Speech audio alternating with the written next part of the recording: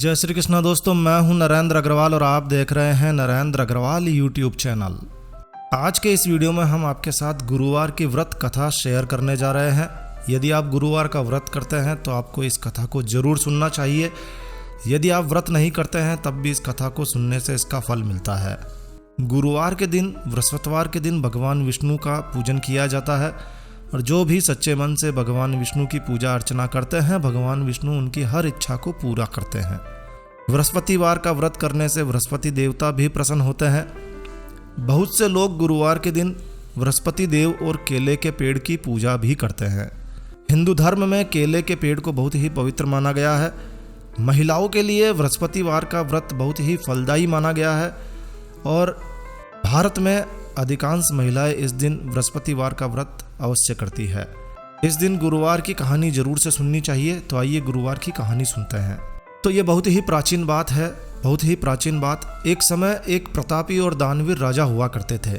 वो राजा हर गुरुवार को व्रत किया करता था, गरीबों को दान किया करता था, लेकिन उसके स्वभाव से बिल्कुल विपरीत उसकी रानी थी। रानी को ये बात बिल्कुल भी अच्छी नहीं लगती थी। रानी ना तो व्रत करती थी और ना ही किसी प्रकार का कोई दान ही करती थी। एक दिन राजा शिकार के लिए गया हुआ था। रानी अपने दासी के साथ अपने महल पर ही थी।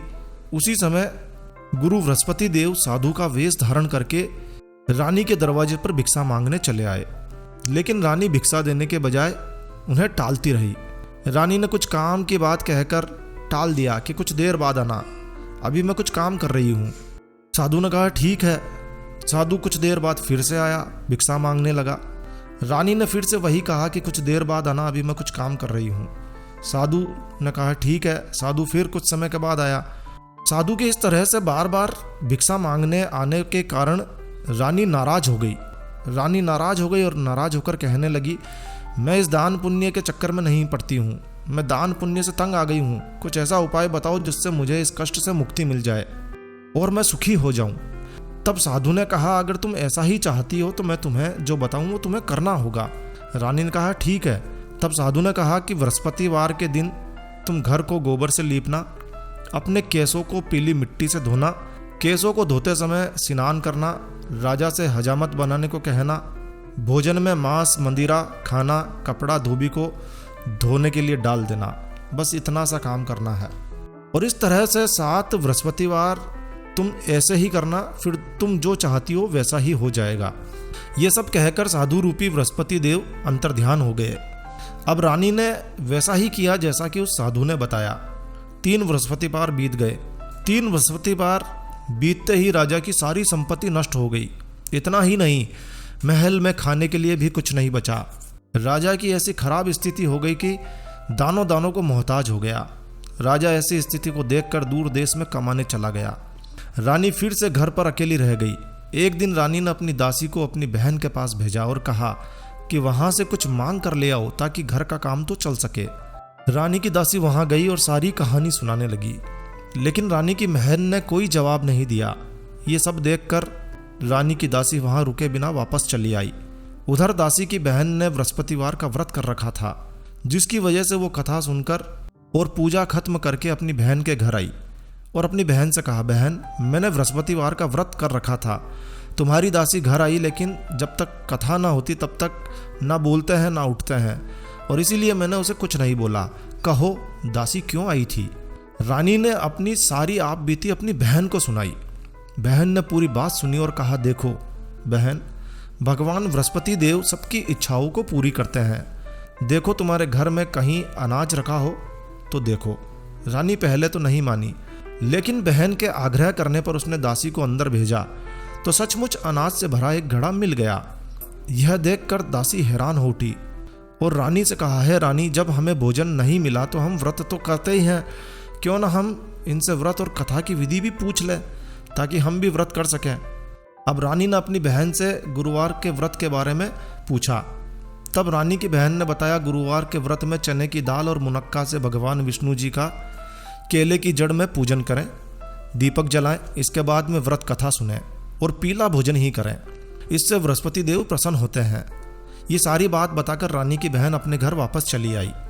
7 दिनों के बाद जब गुरुवार आया तो उन्होंने भी व्रत रखा। रानी और दासी गुड़साल में जाकर चना और गुड़ ले आई।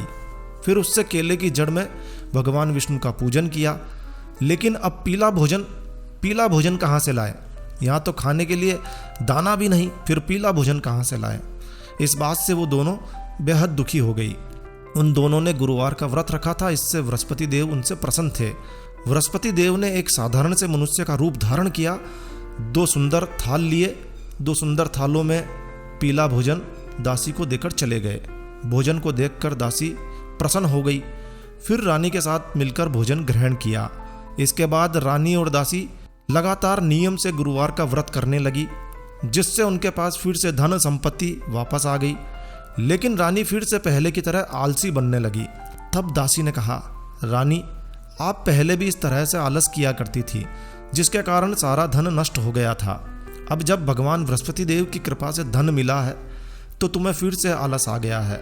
दासी ने कहा, बड़ी मुश्किलों के बाद हमने सब धन पाया है और इसीलिए हमें दान पुण्य करना चाहिए, गरीबों को भोजन करना चाहिए।